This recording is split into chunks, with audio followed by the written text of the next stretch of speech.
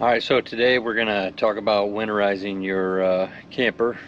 Now I live in Texas. It's currently like 85 degrees here, even though it's October. And not going to be actually winterizing it today. I put some water in a bucket just to simulate the process. I've had more than one person ask me how do you winterize the camper, and so I figured we'd make a video on it. Now I will admit I don't never winterize my camper.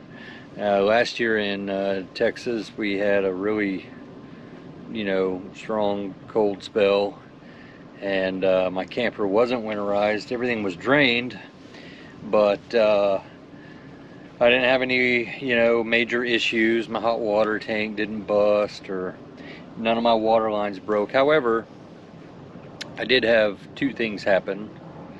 I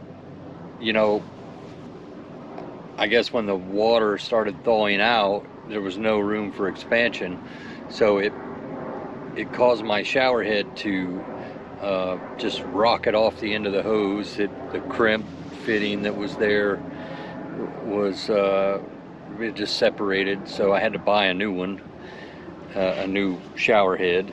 And the other thing that happened was I had went to Galveston after that freeze, and I noticed my bathroom floor when I walked in there was wet, and I'm like, nobody's taking a shower. I don't understand. So I started looking, and the actual flush valve on the toilet had cracked from the freeze, and it wasn't gushing water, but it was just slowly dripping.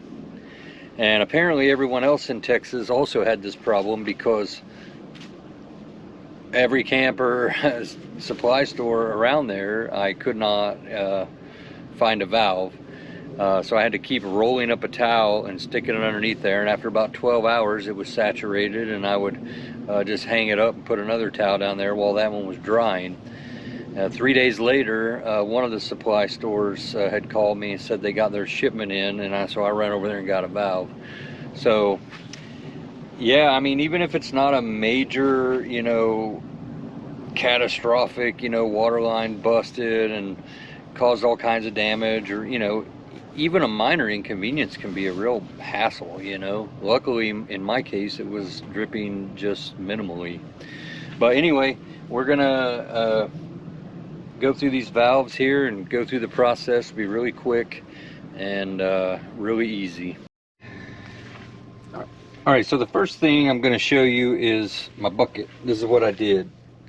I just put water in a bucket, since I'm not actually winterizing my camper. And I've connected the hose. And I realize, first of all, not every camper may be set up like this, especially older ones. My last camper was like this. Anyway, so here is city water. If you want to just, you're at the campground and you're running on their supplied, this is where you hook your garden hose. This is to fill the freshwater tank. Now, you want to put antifreeze in your camper, so you don't want it going through your freshwater tank. This particular valve says winterizing system. So you got normal and you got winterize. If it's in normal mode, then the water goes through the whole system. But when you put it in winterize, you'll now draw water from this port. So when you have your bucket of antifreeze, then you can just drop your hose in the bucket, move this to winterize, go inside, turn on your pump, and now your supply source is your bucket of antifreeze. Now over here is your hot water heater bypass. Now you should drain your hot water heater just right behind here, and there's there's a plug right here, and you just pull it out and drain it. Now some campers have a like a low point drain, and that's just to get the water out of your system. You still need to pull that plug to drain it from your hot water heater. Once you do that, you can now add antifreeze to your plumbing without going through your hot water heater. Otherwise you're going to need like 10 gallons of antifreeze. So you just move this to bypass, move this to winterize, and then when you turn your valve on,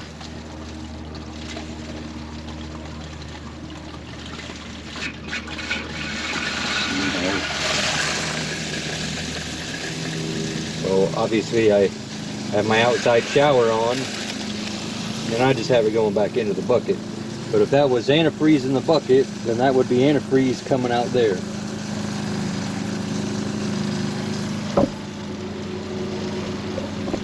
And that's how you do it. Turn it back off. Alright, so here we are in the camper. Turn on the water. Now if that was antifreeze that was coming out of a jug, you would leave this on until it turned pink, or whatever color your antifreeze is. And even if you put it on hot, it'll still pump. Even though you bypass the hot water heater, it's still pumping the water through the lines that feed your different faucets. Alright, so, but don't we need to run air through it and blow all the water out? Why? I mean, you're mixing antifreeze in your line. Why do you need to blow the water that's in there out? Well, because it'll dilute it and it'll freeze. Okay. If it makes you feel good, then do it. But I don't find it to be necessary. But I live in Texas, right? So, like, if I lived in, like, I don't know, Minot, up in North Dakota or something, would I have a different opinion? Probably not. I'm a very practical guy. You're putting antifreeze in it, the antifreeze is mixing with water. Who cares?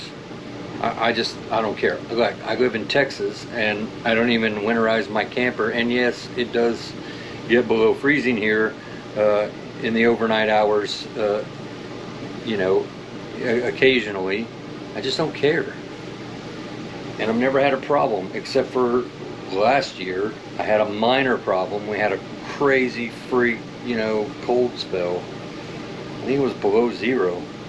Another thing, you know, I've heard people say, well, you gotta pour that stuff in the drain so your P-trap, you know, because it's got water in it, you wanna pour it in there and dilute it. Okay, I'm not gonna pour it in there because, again, I'm an intelligent man. I'm gonna turn on the faucet and I'm just gonna let it come out of the faucet. Obviously what comes out of the faucet is going into the drain, right? Okay, I think we're all on the same page here. So you're going to winterize your camper. You're going to drain all of your tanks, which you should do whether you're winterizing or not. You know, if you're not draining your tanks, that you should do that. You're going to drain your hot water heater.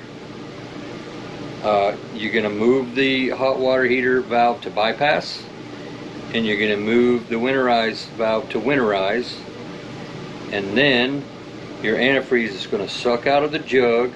It's going to bypass the hot water heater, and it's going to go to all of the valves, or through all of the plumbing that's associated with all of the valves when you turn them on, hot and cold, including your toilet.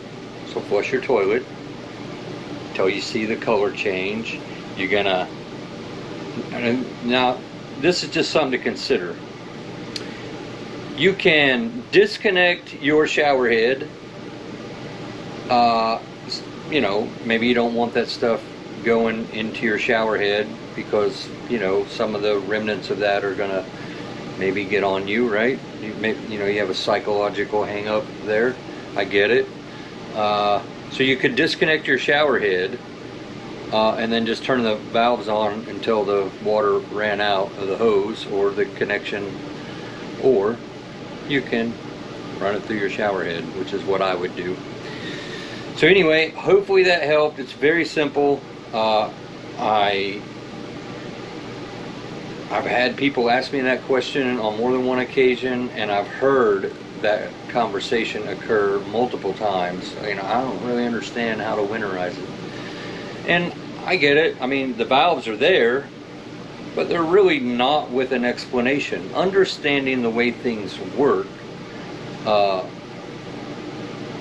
obviously, brings understanding and makes things more clear, and that brings peace. So anyway, happy camping and good luck through the winter.